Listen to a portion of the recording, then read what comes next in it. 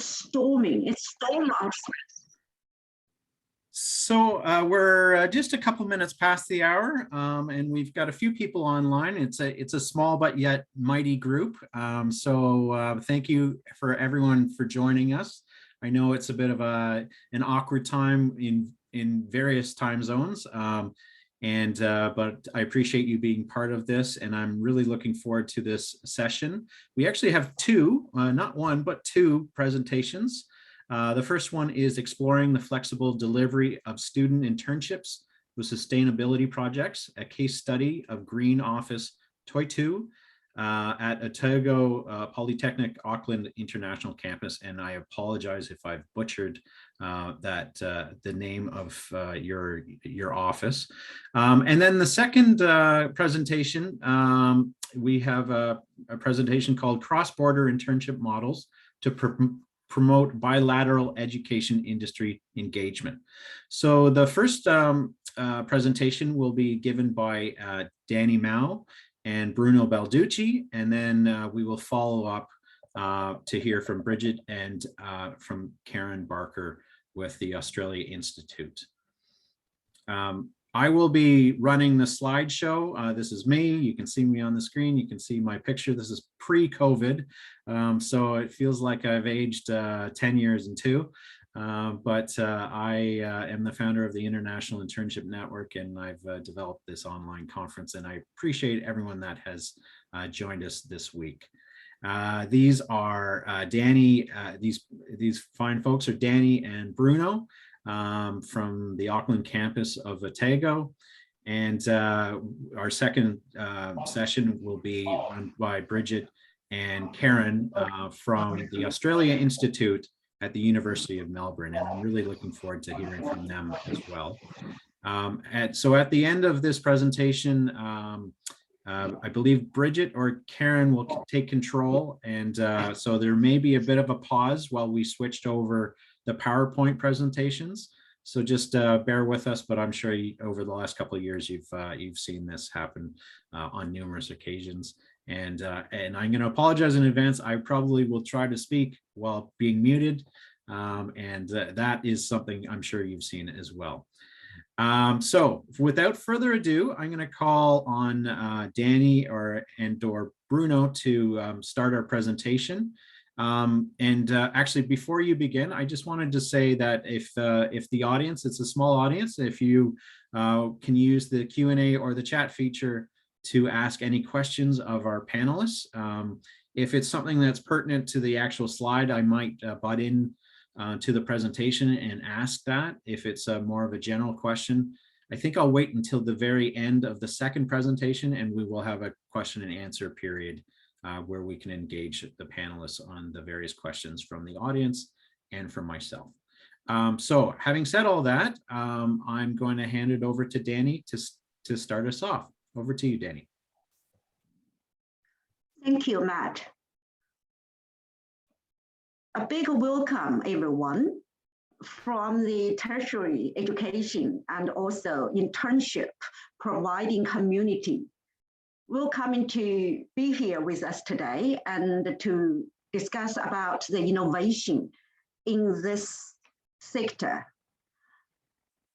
I'm Dani from New Zealand, Otago Polytechnic. I'm going to present our pilot project, some trials. We try to offer our students more flexible internship and to help to build a stronger sustainability and also employability with our graduates. So I'm going to present the first part and the second part, and my colleague Bruno will carry on with the third part.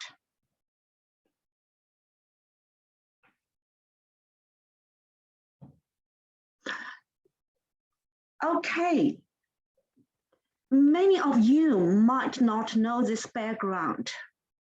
Currently, New Zealand is going through a big nationwide vocational education reform, which we are part of that. So what is going to happen is we are going to build a unified, sustainable public network to access vocational education and bringing together the existing 16 Institute of Technology, or we call them polytechnics. So we are going to bring all the 16 existing institutes together to form a unified institute. We already have the name. It's called Te Punga, which is Maori word to collect to our Maori heritage, indigenous people of this land. And this name, Te Punga, means going to learn with purpose. So this work integrated learning is going to play an even more important role in our whole vocational education reform and to be more contribution to our graduate profiles. At our campus, we always have a vision of developing New Zealand's most employable graduates. Of course, the internship program plays an invaluable role to transition our students into the workforce, which universally in shortage of supply. At the same time, we have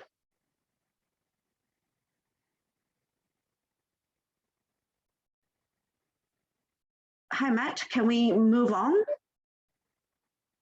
Yes, next one, please. At the same time, Otago Polytechnic has developed a learner capability framework to be incorporated into the internship program. I think this is not something new. We're over the world, tertiary education providers are all using employability skills to embed into their co-curricular activities, extracurricular activities, to really focus on student job readiness. So there is no exception at Otago Polytechnic. We have done our own research in our own context about vocational education and our graduate employers. So we have developed a framework prioritizing 26 employability skills.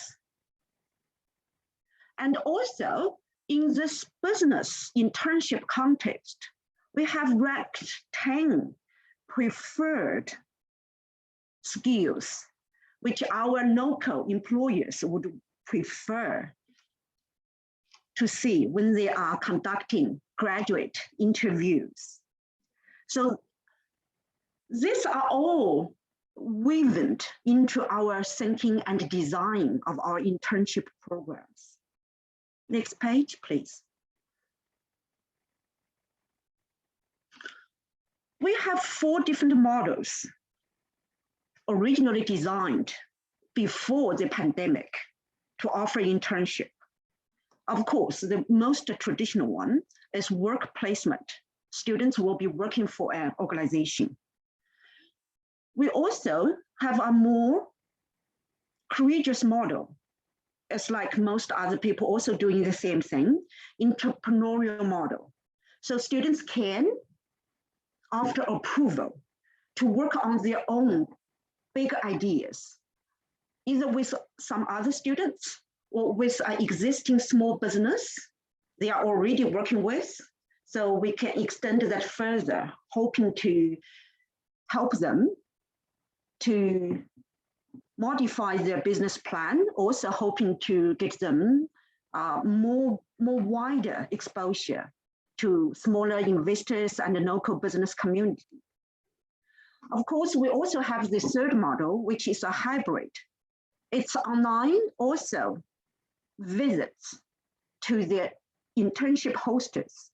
So these are more catering for the students. They already had working experience before coming back to campus. They know what they're good at. They know what they want to do. They also had working experience and knowledge to help some smaller scale of newly established business and community.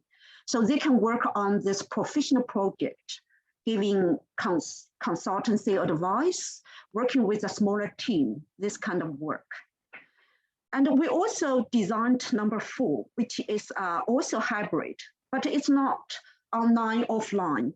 It's more like student and the Polytechnic staff working together on some new initiatives, such as involving some campus-wide function. You know, of course, it has to be approved by the Polytechnic management team. Next slide, please. Okay, and all these models are working quite well.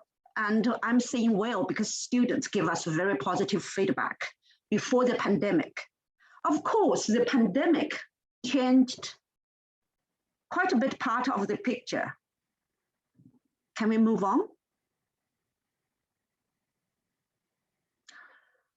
Okay, of course, the pandemic doesn't really support the major part of our placement. Go into the office, observe and learn model, because most of the internship hosting organizations have most of their staff working from home. Nobody, they can be there for our students. So we have to move quick. We have to be agile as the industry did. So we send out survey to students. Okay, now you can't go to the office. What do you want to learn? What do you hope you can get out of something we can do online? Students give us what they want. So they actually told us they want to still be able to learn something from authentic experience. They told us they want to be more involved with sustainable practice, which students are all learning, and they can see this is more and more trending with younger generation, and more job opportunities popped up through their LinkedIn channel. So students tell us a lot of things, and we did a analysis of their reply, what they want, facing the challenge, limitations, restrictions, what they are still hoping to do, and what we might still be able to offer at the same time, considering resources. Bringing all these things together, we decided to do a hybrid internship program, which will be online and offline, which will be involving internship students, Polytechnic management, and also academic staff. Of course, our Polytechnic International Campus employability will be the hosting platform to bring all these people and resources together to offer this internship program. So for this internship program, we set out very clear objectives for students to acquire. It's all around sustainability practice. Next page, please. And we also have set up a list of sustainable practice behavior we want to model our students, which I'm sorry is not included in this slide because we are still tweaking that. So that is a list of real behavior indicators. We want students to be able to model and bring that into their future business management practice. So then, of course, we have to, designing this internship, we have to also use our sustainability development goals from the UN to guide our designing and offering of this internship. Going through the 17 goals, we have chosen 4 priority goals for our internship, which are more relevant for our offering. So we have chosen the number 3 goals, which is our number 1 priority, is good health and well-being. So mapping to align with the goal, we have a lot of activities designed. For example, to align with the number 12 goal of responsible consumption and production, we will be focusing on activities to guide students to be more conscious of their personal behavior as a consumer actually can have a ripple effect on sustainable practice and also on climate change. So we will be focusing on organizing competition of living lightly, and we'll also guide them to learn using the footprint calculator free goals and try to launch a campaign of being a carbon neutral individual. So this kind of projects will be incorporated into students' internship, either to design or to facilitate or to be a student ambassador. So equally, like next page will show us, for the next goal, like climate action, we have designed our native tree reforestation volunteering project. So students can actually see their action, to join in a bigger force to make contribution to battle the climate change. When they see the trees growing, the students actually told us they feel so proud and feel, that is a strong connection to New Zealand identity, because we are hosting higher percentage of international students on campus. For the last one, we have chosen the number 17 from the STG is partnership.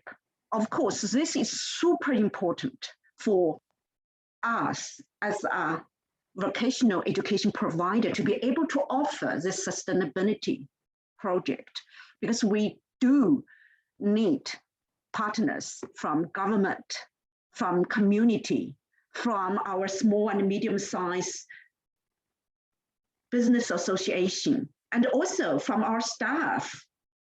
They also can research on students' involvement and also be able to give evidence-based outcome to inform future improvement. So these are the 4 priority goals. And we quickly did some analysis from students' involvement, students' feedback, from student reflection. We basically also found, the next page can show us, there are some quantitative progress. These are very rough data because we are still at a very early stage of offering and improving this program. We can see the huge number growth are actually the students, they are aware of what's happening in the sustainability sector, and they are willing to participate with our workshops, for example, teaching them step by step how to calculate their own carbon footprint. And also we can see slower progress with students applying for being involved with sustainability, Green Office Toitū project, and also volunteering project. We can see smaller growth, but they are growing. Lovely to see that. And also, next page will tell us the previous one, the qualitative progress.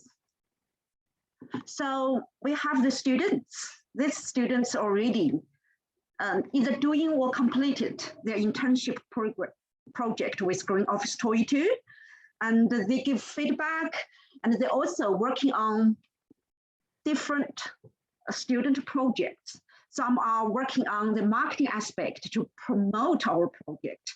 Some are working on social media to have a better impact or wider impact. So basically, that's my part of sharing. And the last thing I wanted to tell you is why we have chosen this word, Toitū, okay?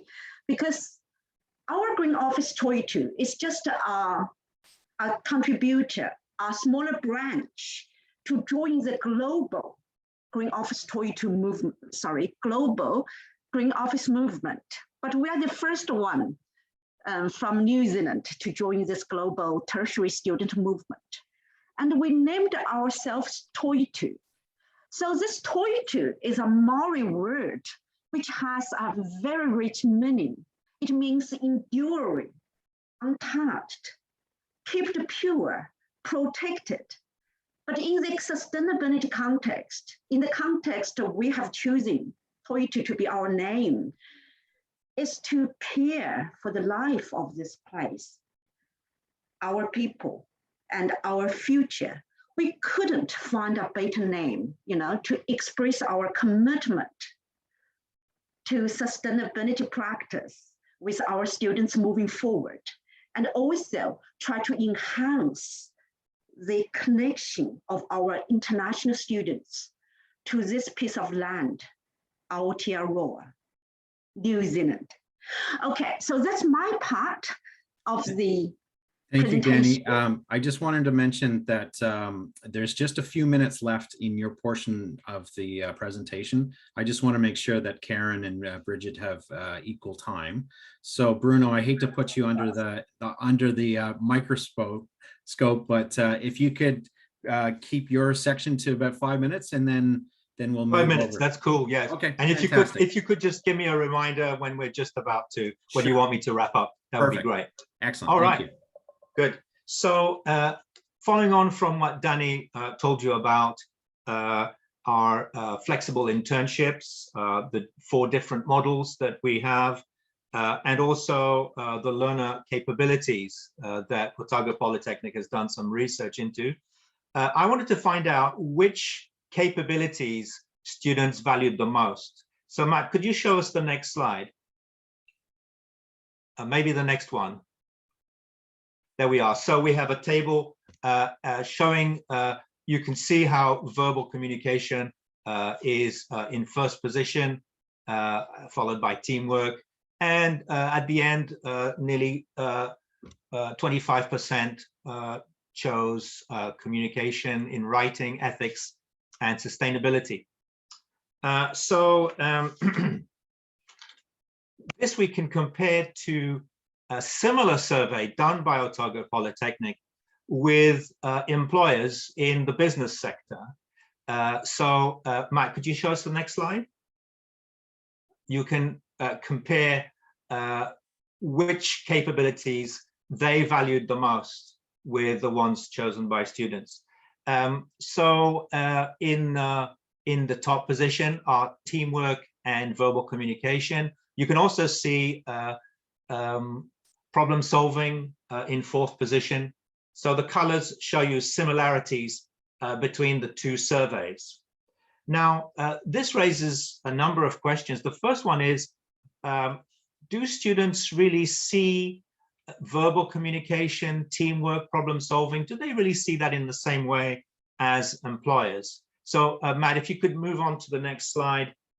We're going to focus on that question, and the next one, please.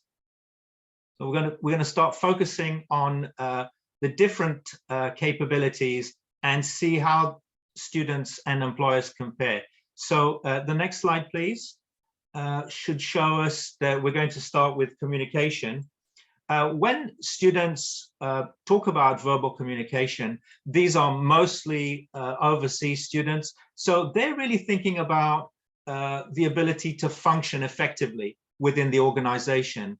whereas the employer comments that went with the Otago Polytechnic research show that they're thinking of something wider. They want students who can go out and about, who can talk to more clients, who can connect with people at all levels of the organization, and so on. That shows a difference in perspective between, you know, how students see this capability and how employers see it. Let's move on to teamwork and independence. So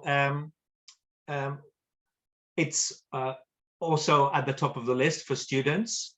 Yes, their understanding is similar to that of employers, but it's their understanding of independence which is a bit different. So Matt, could you go to the next slide and see one particular comment from the Otago Polytechnic research? I'll just give you half a minute to read this. And Bruno, we have about a minute left, just so you know. Okay. All right. So as you can see, the employer is making a distinction between working independently and working in isolation. Now, students value independent work much more highly than the employers. For them, being able to work independently means being able to do your job effectively. I'm summarizing now, but that's ultimately how they see it. It's not really how employers see this particular capability. And to wrap up, overall, this is a pattern that you find with other capabilities. When it comes to responsibility and ethics, students put great store on that, much more than the employers did. And I think that that's partly to do with how, you know, students see the internship as a challenge, and being responsible and, you know, using confidential information is all part of learning how to become, you know, a functioning, how can I put it, an effective employee. And whereas employers tend to just take this more for granted. So I've abbreviated slightly, but thank you for your time, and we'll move on to the next one. Thank you, Bruno and Dani. I wish we had more time, and hopefully I just wanted to make sure that there's a bit of time at the end for any questions and answers that may come in. Brigid or Karen, if you'd like to share your screen, that would be great. Oh, and here it is. Thank you.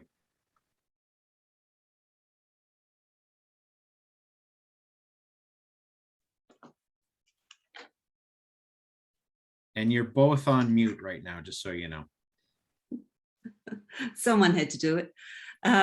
Thank you very much, Matt, and the International Internship Network for the opportunity to meet with others in New Zealand who have innovative internship initiatives, and to discuss the research that we've done on cross-border internship models. Dr. Karen Barker and I will be presenting this session where we're looking at the promotion of bilateral education industry engagement. And this reflects on some research that Karen and I undertook last year during the pandemic to look at the Australia-India relationship in terms of vocational education and training and higher education work integrated learning, or internships. And we'd suggest that there may be some interest in this research in other jurisdictions. So what we're going to do is we're just going to talk about these different models, and the abstract is really there for purposes later. This presentation will be reasonably brief, and we appreciate that the network's various presentations will be available online. So thank you very much for that, Matt. This presentation will cover 4 things. Firstly, I'll touch on some of the literature that informed our research. Then Karen will talk about some of the barriers within the context of Australia-India internship opportunities, which may have resonance for other jurisdictions. I'll then talk about some good practices, and then we'll introduce the cross-border internship models that came out of our research, reflecting the various barriers, contexts, and good practices.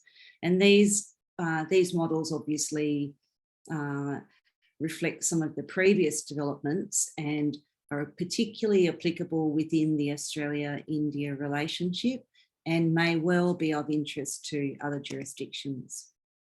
So as we all know that there are various definitional considerations, our research was particularly interested in both vocational education and training students and higher education students of the Australian system, which includes domestic students and international. And obviously there are different nuanced understandings within those sectors and between different institutions. We understand that there are a number of different definitions. For the purposes of our project, we adopted Patrick et al.'s broad definition, which is an umbrella term which encompasses a range of strategies and approaches, integrating theory with practices. We also understand that there are very different types of will, and Dani and Bruno have alluded to some different models that are relevant to Otago Polytechnic. In Australia, Universities Australia adopted 4 different categories for their national audit of university students' participation in work integrated learning. The Universities Australia audit covered placements, projects, fieldwork and simulations, but others have identified different types. So Cater et al. Talked about learning that occurs without industry in comparison to internships that occur with industry involvement, and also obviously placement activities that occur within host organisations. And several years ago, Kate and others did some work discerning innovative models within emerging developments, particularly technology developments and competition for placements. And they identified micro placements, online projects or placements, which have been around for at least a decade, hackathons and competitions, and incubators and consulting as emerging areas that required some further consideration and take-up. And Australia's national regulator of late has recognised this diversity in terms of type. This work on diversity informed our research.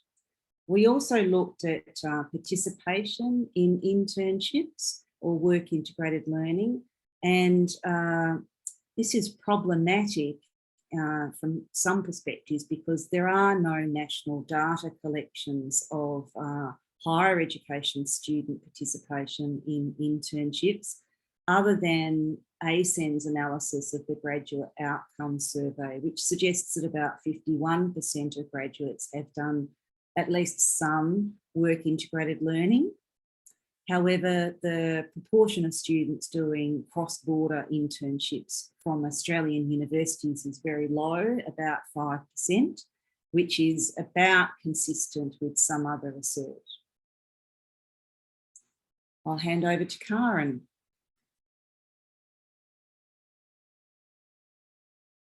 Sorry, and you're on mute. Two of us who've done that. Thanks, Brigid.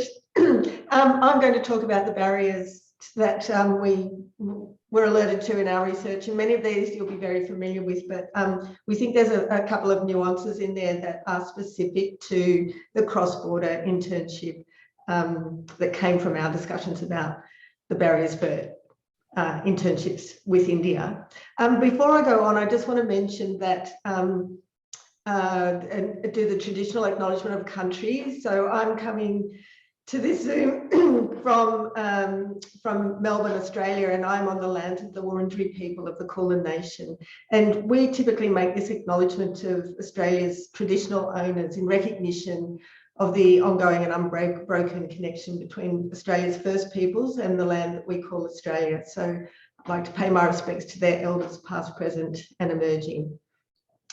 So let me go on with some barriers. The first one is, of course, costs. And those of you who work in integrated learning and internships will be familiar with the expenses associated with travel for internships, especially overseas internships, visas, flights, accommodation, living expenses. There may, of course, be payments to third-party facilitators. We've got an example there of Practera. There's also travel insurance and health insurance, but there's also elements about the loss of income from their home situation and still having to pay ongoing costs such as rental costs. So even when students are interested in travelling for overseas for internships, some of them are not able to go because of those costs. And we've just picked out some of the innovations that institutions and others have implemented to overcome that. So these are low-cost options that don't involve mobility, but still involve international connections. And they might be some of the extracurricular activities with peers overseas, online internships with foreign hosts in Australia or foreign and Australian hosts overseas. So when we looked at India, for example, and this will come up in a moment, we looked at Indian multinational companies that are based in Australia. So students don't need to leave home, but they can still get an India experience. One of the other challenges that we noticed was challenges arranging insurance. So institutions in Australia particularly insist on particular public liability insurance. And when we looked at India, many of the organisations that we were looking to, as host institutions, aren't required to take out those sorts of insurances and can't afford to do that. So there's a number of host organisations that have to be overlooked because they can't provide that insurance confidence to Australian institutions looking for hosts. So what institutions generally do is they prioritise the host institutions that can provide public liability and other insurances. And the other technique is to ensure that students have sufficient health and travel insurance themselves. So the next barrier is about fear of the unknown, and many of you will be familiar with this. Students are sometimes nervous to travel, particularly to a country like India. Our Australian students who haven't travelled previously might prefer to go to a study destination that they're more familiar with and that doesn't offer the same challenges. So we have to be aware of those sorts of fears.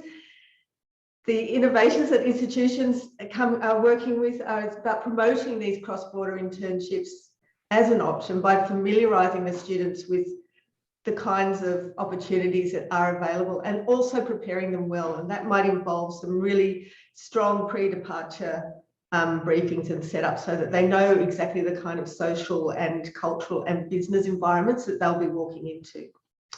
The next issue, the fourth of our 7 barriers, is limited interest in developing countries. So we know that students feel the allure of Europe, and that's part of our cultural dominant in Australia. And also, if they are looking to Asia, they tend to prefer more developed Southeast Asian countries like Singapore and Hong Kong. So India doesn't resonate for them in the way that these other countries do.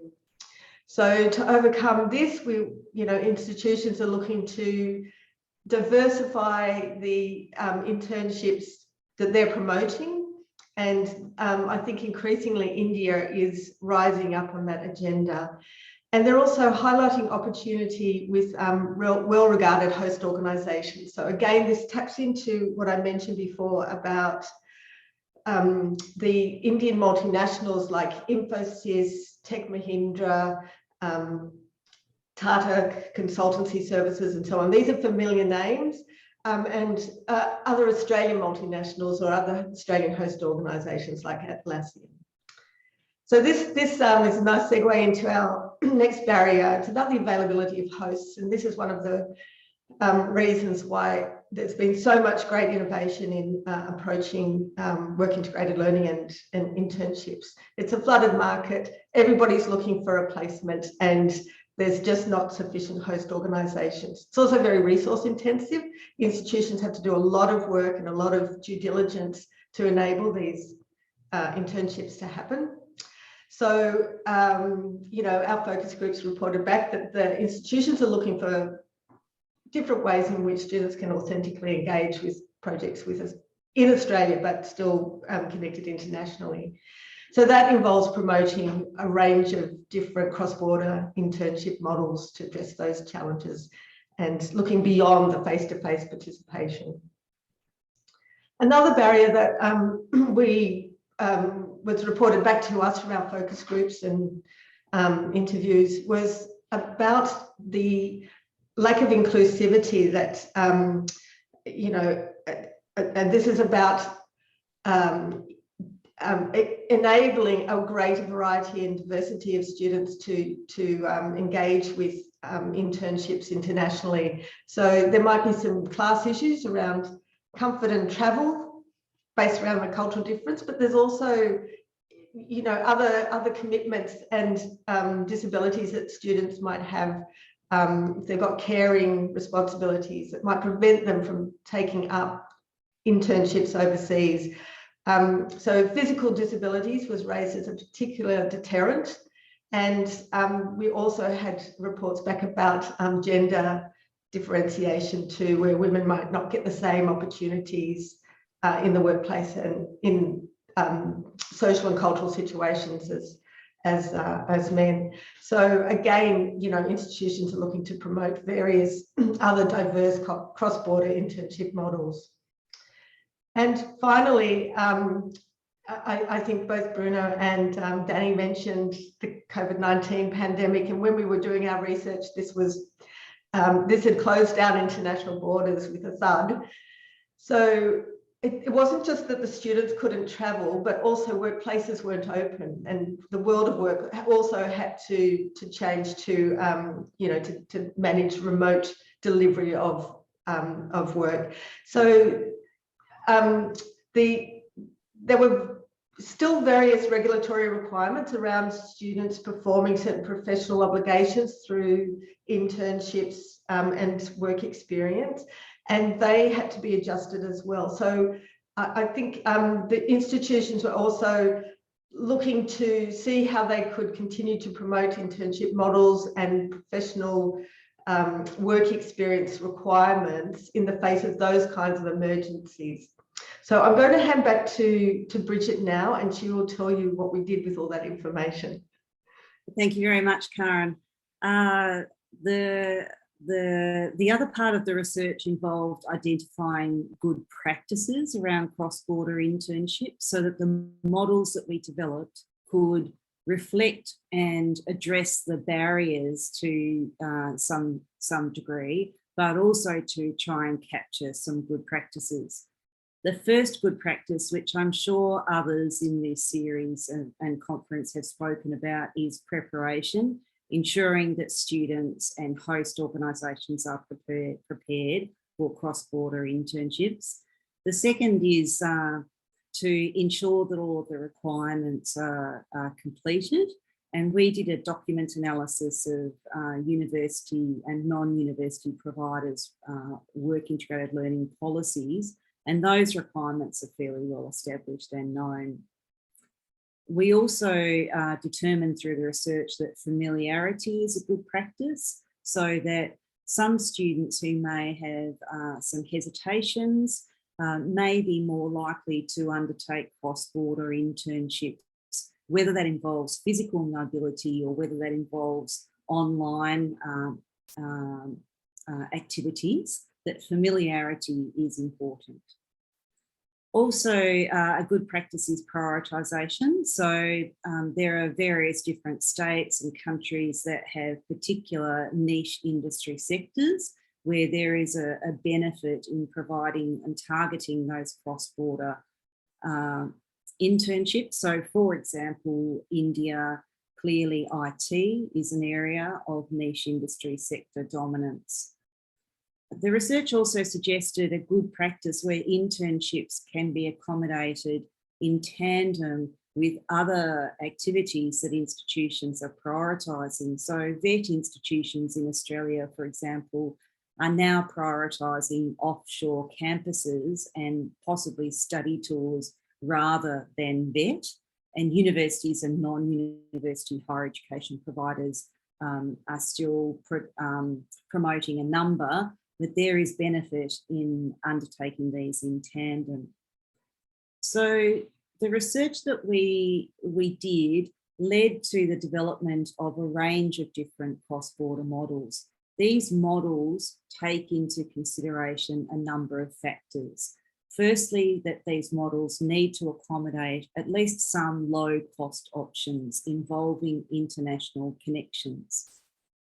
These models also need to be able to accommodate a range of hosts, large, medium, small, including those with sufficient liability insurance and those that are familiar and well regarded by institutions and students.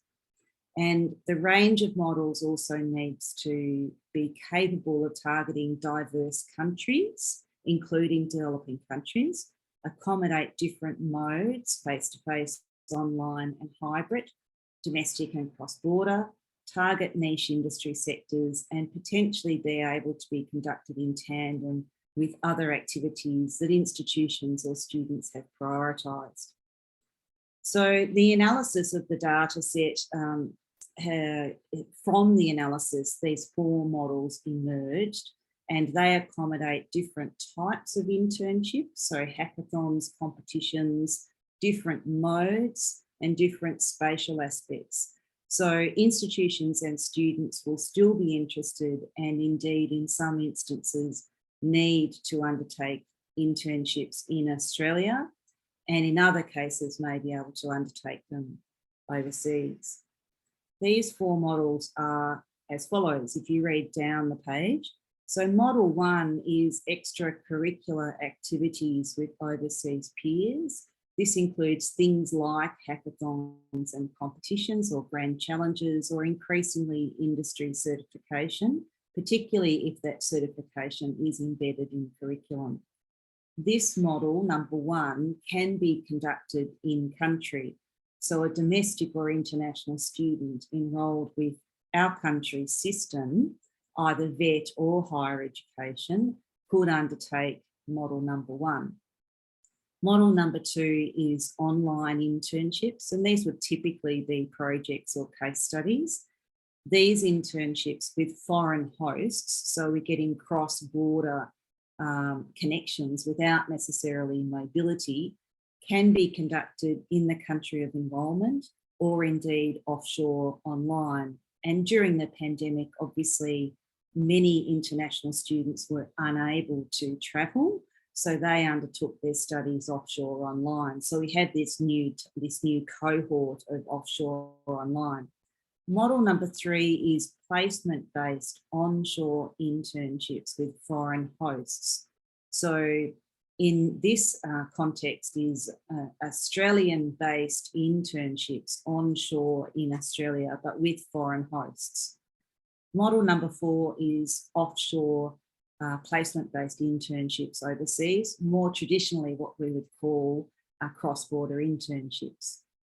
Just in conclusion, our research suggests that cross-border internships can increase opportunities for students, both to engage in Australia and overseas with host organisations, which will position them well for their globalised futures. These models whilst developed within the context of Australia-India bilateral education and training engagement, may well have application and interest from other jurisdictions. There's a number of references and you may have questions. I'll stop sharing that. Thank you so much for that presentation. Another great presentation. I wish we had 2 hours to talk about all the good things that are coming out. I do want to take some time for questions from the guests that have joined us today, and I have some questions of my own. So if it's okay with the panelists, I'd like to go over time a little bit if possible.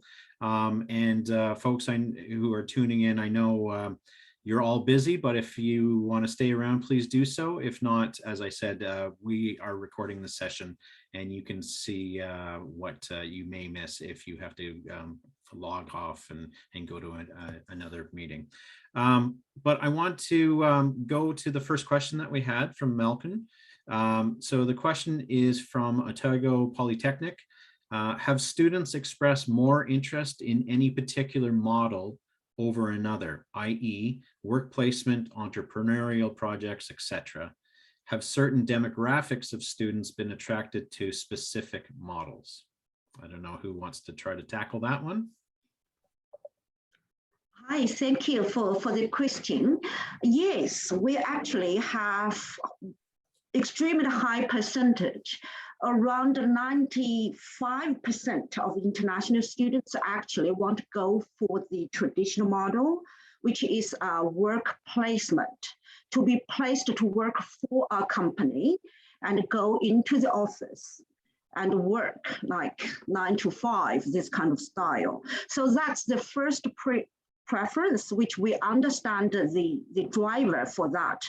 Because international students come to the country, they want to be able to join the workforce. They would love to, pick up and transition to really, mimic their local workers are doing, to be really confident to blend in. So, but there are exceptions. Some other students, they had determined to start a business in a new country because of previous work experience or some other family backgrounds. They strongly requested to do entrepreneurial project. Yeah, like that. Great. Bruno, do you have anything you'd like to add to that answer? Well, not specifically to that question, so I hope I'm not digressing too much. Just to say something about the Green Office project and its effect. So this is not about the demographic or the popularity, but just its effect on student motivation is really striking. So the students who participated in those projects were highly motivated and committed. And they really had a lot to say about their experience. Excellent. Thank you so much for that.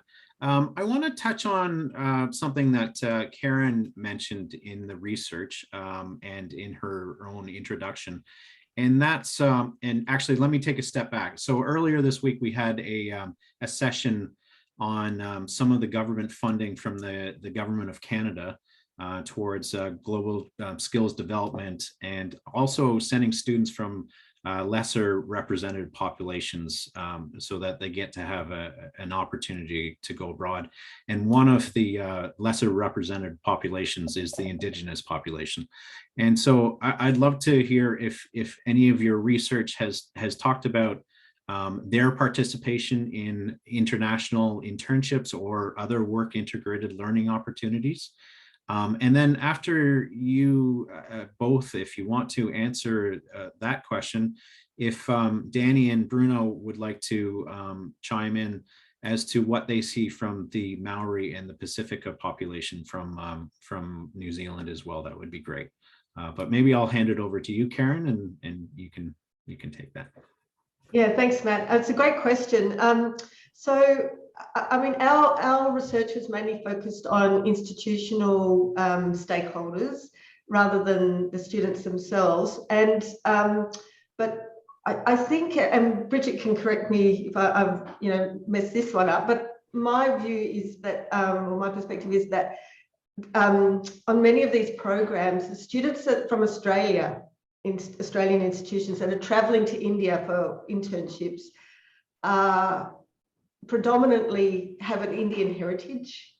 So this is why we were commenting about the need to promote India and other, a range of countries as destinations for students, because in many ways it's, it's people returning to familiar environments rather than an Australian student taking a chance. So we don't know of Indigenous students who are taking up those opportunities, but I would imagine they're in that class of that group that are less able to take up international opportunities in any case, due to the cost factor and some of the other factors. And Brigid, you might have other things to add to that. Thanks, Karen. I just, the one thing I would add is that there does need to be more data collection on internship participation, both in terms of the demographics of students involved, but also in terms of the types of things that students are doing, their locations, whether they're going between states, whether they're going cross-border, whether they're staying in their lounge room, those sorts of things. There certainly needs to be more data collection so that we can start to consider some of these important questions. Fantastic. From your perspective, Dani or Bruno, would you like to add to that conversation or the question that I asked? And sorry, Matt, we don't really have Maori, like Pacifica students. Okay. As this group we are promoting, we have a domestic and international. Our Maori and Pacifica, or most of them are doing construction management projects. They don't have required course placement, so they are not in this group. Like Brigid is saying, we don't really have the data to be able to show some insight now. Okay. Yeah, I'd like to add something to that. So yes, that's right. I totally agree with what Dani has said. Otago Polytechnic does have a Maori strategic framework, which involves embedding Maori values, Maori language into all programs, in fact, offered by the Polytechnic, and also aimed at ensuring that that Maoris are respected and given fair opportunities. And also, Dani mentioned at the beginning that we're in a transition phase and will be merged into a national organization, Te Pukanga. And I think that in time, there will be, we will see probably more Pacifica and Maori students at our institute. Very good. Thank you for that. I want to go back to a slide that Bruno was talking about in his presentation, and it was about how the students and the employers compared sort of the capabilities in business which were valued. And you indicated that verbal communication, teamwork, problem solving were sort of up on that list. I would sort of, if I had a bucket to put them in, I would kind of put those terms in more of a soft skills type of list or bucket. Would you agree with that? And secondly, is that something that is being talked about at your institution as a need for students? And then just to involve Karen and Brigid in the conversation, I'd love to know what if any, the goals are with the Australia-India Institute where it comes to soft skills and not just hard skills like, computer, software development, that sort of thing. So Bruno, maybe I'll send it to you and maybe you can give us your initial thoughts on that. Okay. Yes, they are perceived as soft skills by Otago Polytechnic, and they are seen as skills that are in demand by employers. And in fact, the emphasis on those skills really was I think in part, at least partly in response to employers' requests. So that's definitely the aim of our qualifications, is definitely not just to impart those sort of more technical skills and discipline specific, but also to have those soft skills which are transferable, so that you have work-ready graduates who can actually take opportunities wherever they might be, and not necessarily just in the field that they specifically prepared for. Just as an aside, because my research is really based on experiential learning, and the question that I'm addressing is really, do students really learn these soft skills in the same way in an internship, in the same way that they learn the technical ones, or are there significant differences? And my feeling is that there is something significantly different about those skills, those capabilities. Very good. Dani, would you like to add anything from your experience with the students with regards to the soft skill development? Yes, thank you, Matt. Yes, definitely. We are using some terms interchangeably with students' soft skills, learner capabilities, competences. Of course, they have some differences, but when we're talking to students, most students use them interchangeably, like we agree with that. I agree with what Bruno just said about what we try to see is on each prioritized skill, how students perceive they are growing on that capability. All the soft skills have been enhanced through internship. Based on their choice. That's why we have placement plan, which the list rank the key capabilities. Some students are already good at that. They want to even become better. Some students are choosing the less competent area, saying, oh, I want to get better with my weakness. But some students are on the contrary. I really want to do what I'm good at. So students are having different choices and career pathways, and we try to catering for that, of course giving guidance, but also catering for their preference during the internship profiling stage. So that's part of our pre-placement activities. Fantastic. Brigid, Karen, would you like to?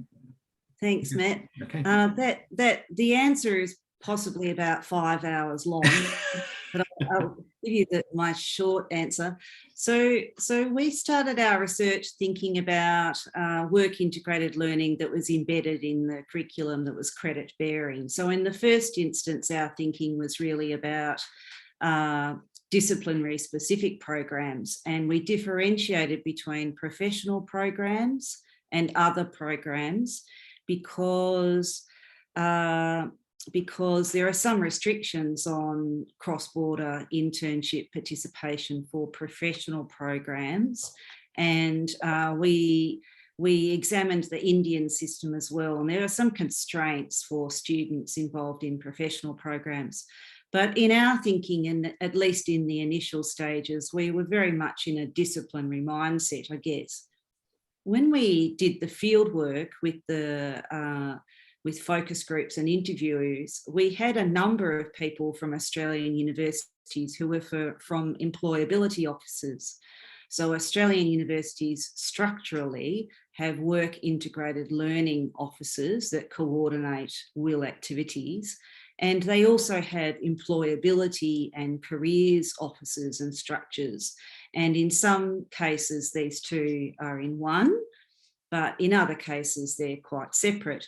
But the people from the employability offices were very, very keen to ensure that we understood that internships provided opportunities for students to develop both disciplinary specific skills and knowledge and broader or generic or employability or entrepreneurship skills and knowledge.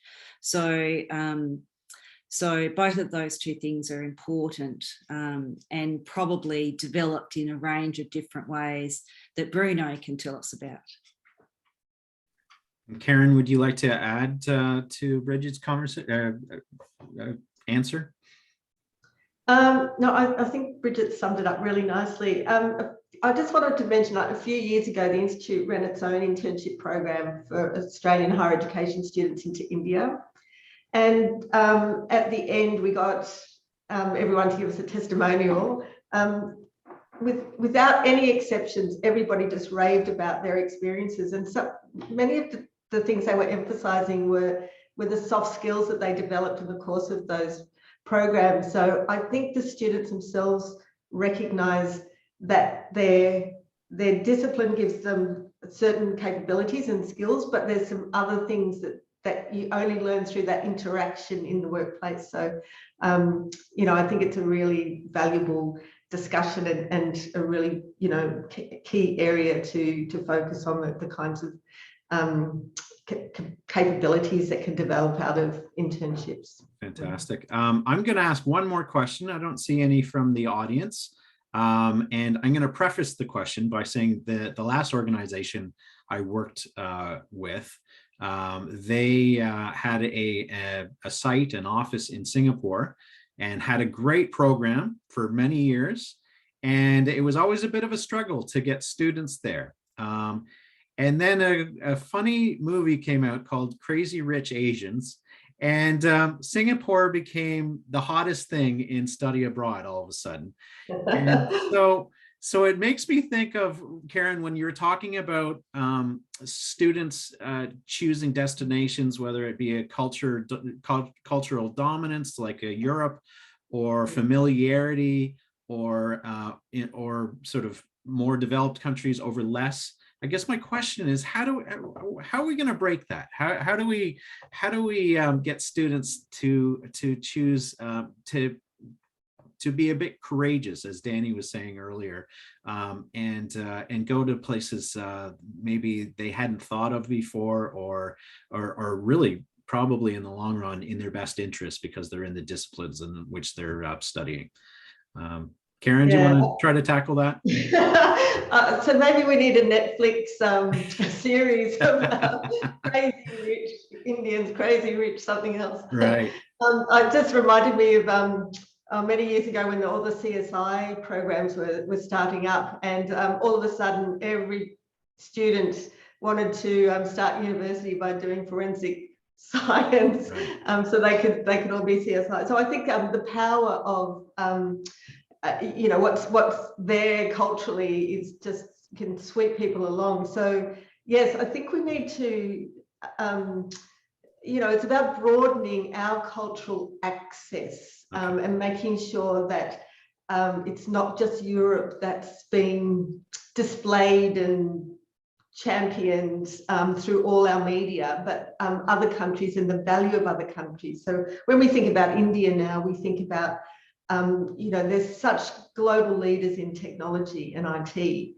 and you know, so that's kind of one of the things that we latch onto and to promote. Right. So, you know, don't think of India as an underdeveloped country or a still developing country, you know, because they're global leaders in, you know, in technology. So yeah, I think we've just got to shift our cultural emphasis a little bit. Fantastic. Brigid, would you like to add anything to that? Yes, thank you, Matt. Thank you, Karen. Just one thing, and that is that we conceived our 4 models as a trajectory. So we would see model 1 being hackathons and competitions and industry certification as being less investment, less commitment, less time. And then you go up, obviously, through involvement in internships domestically with foreign organisations, and then you have online involvement either with host organisations that are next door or they're over a border, and then you jump into a physical cross-border mobility opportunity. So I think that this idea of a trajectory is important, and obviously organisations institutes like ours and many others that promote outward facing opportunities and thinking are really important. How you do it, I have no clue. Dani, would you like to let us know how we can get our students to get outside of their comfort zone a little bit from your experience? That's a challenge for me and a question for me. Keep working on that. Fair enough. Fair enough. And Bruno, I think you'll have the final words today, and you're on mute right now. Just some thought that came to me when Karen talked about the Netflix series, and I thought, yeah, why don't we get those students doing the more kind of adventurous internships, get them to keep a video diary, which you can then edit and jazz up a bit and put it on your website, and have a whole series of videos showing these students doing these more adventurous internships, and that might inspire other people to try them out. I agree, and it's probably going to be in the form of like a 5-second TikTok video as well that we can all mash up. Well, yeah. Very good. Well, I've thoroughly enjoyed our conversation, your presentations today. I want to thank you for taking the time out of your busy schedules, and Brigid for being up in the middle of the night in Germany. Greatly appreciate that. And I want to thank the people that tuned in today. And Malcolm, thank you for the nice remark that you just passed over. And as I said, today's session has been recorded and will be available on YouTube probably tomorrow morning, which it's probably going to be Saturday for you folks down under in Australia and New Zealand. But again, I want to thank each and every one of you for taking part in the Internship Summit. And I hope we get to meet in person one day soon, because I love both of the countries that you are in or representing. And we need to make the world a little bit smaller than what it has been over the last few years, or a couple of years. So on that note, I'm going to end our session and say thank you again, and wish you all the best and have a wonderful weekend and the rest of your week. All right. So take care, and we'll speak soon. Thank you. Thanks, Matt. Thanks Thanks, very much. Okay.